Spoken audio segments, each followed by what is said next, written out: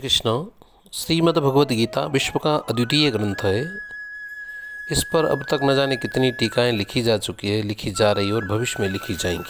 इसके गूढ़ भावों का अंत न आया न आवेगा, कारण कि यह अनंत भगवान के मुख से निकली हुई दिव्यवाणी परम वचन है। इस दिव्यवाणी पर जो कुछ भी कहता है लिखता है वह वास्तव में अपनी बुद्धि का ही परिचय देता है। गीता के भावों को कोई मनुष्य इंद्रियां मन बुद्धि से नहीं पकड़ सकता।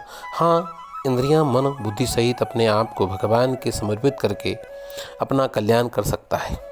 जो अपने आप को भगवान को समर्पित कर देता है, उसके शरणागत हो जाता है, उस पर गीता ज्ञान का प्रभाव स्वतः आ जाता है। तात्पर्य यह है कि गीता को समझने के लिए शरणागत होना आवश्यक है।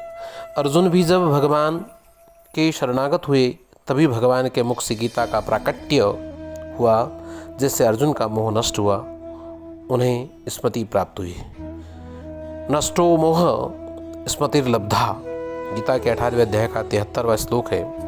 गीता ज्ञान को जानने का परिणाम वासुदेव सर्वम का अनुभव हो जाना। इसके अनुभव में ही गीता की पूर्णता है, यही वास्तविक शरणागति है। तात्पर्य कि जब भक्त शरीर इंद्रियां मन और बुद्धि रहित अपने आप को भगवान को समर्पित कर देता है, तब शरणागत मैंपन नहीं रहता, प्रत्युत केवल शरण्य ही रह जाते हैं, जिसमें मैं तू यह चारों का ही सर्वथा अभाव है।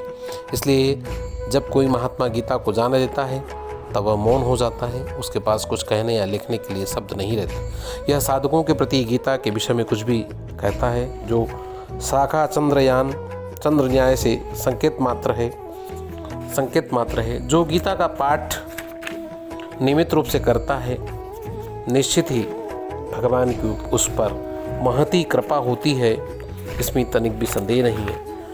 हर व्यक्ति को गीता जयंती पर गीता का पाठ, गीता का दर्शन और गीता का मनन करना ही चाहिए, क्योंकि गीता महात्म्य में लिखा है, गीता शास्त्रमिदं पुण्यम यह पठेत प्रयतः पुमान् विष्णु पद्मवाप्नोति भयशोकादिवर्जितः गीताध्ययनशीलस्य प्राणायाम परस्य च नैव सन्ति हि पापानि पूर्वजन्म कृतानि च मलनिर्मोचनं पुंसां जनस्थानं दिने दिने सद्गीतांबसी स्नानं संसारमलनाशनं गीता सुगीता कर्तव्या किमन्यैः शास्त्रविस्तरैः या स्वयं पद्मनाभस्य मुखपद्मादिनी सुताः भारतामत सर्वस्वं विष्णोर्वक्त्रादिनी सुतं गीता गंगोदकं पीत्वा पुनर्जन्मं न विद्यते सर्वोपनिषदो गावो दोग्धा गोपालनंदनाहं पार्थो वत्सः सुदीर्भोक्ता दुग्धम गीताम तम महत् एकम शास्त्रम देविकी पुत्र